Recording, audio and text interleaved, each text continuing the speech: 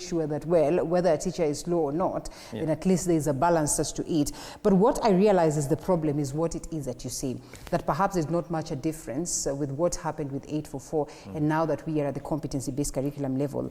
Caroline, reality is that we all assumed that what was a problem, with 844 would have been addressed by, the competency-based curriculum.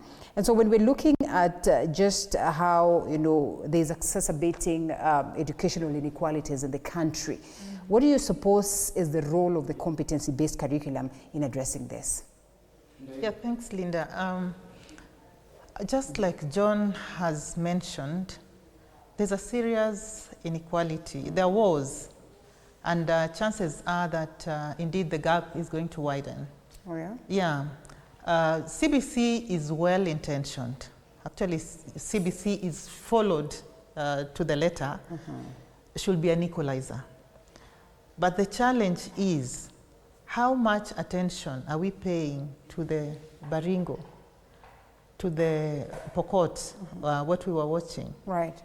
When we started when we started devolution, there was hope that the rural counties were going to be enabled just as the urban. But unfortunately, they haven't been enabled. What does that mean? Right. That means that me as a teacher, I would still prefer to teach in Nairobi and not in the rural. So what does that make of that child? Okay. So let's go CBC. CBC is so hands-on, and there's so much material that is required. So if I am to be taken to a teacher in a school to go and teach in a school in Baringo, there are no classes. Okay.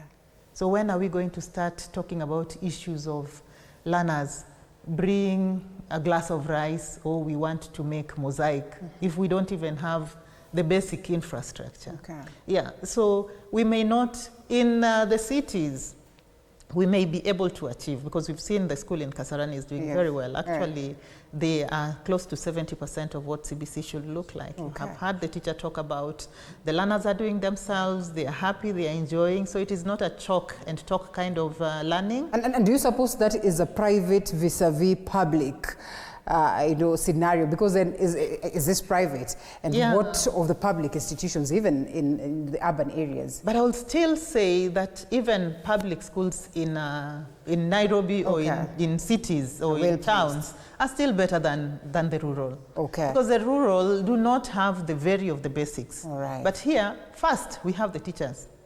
Most teachers will prefer being here. What they do not have is the training. Okay. We'll be coming back to that.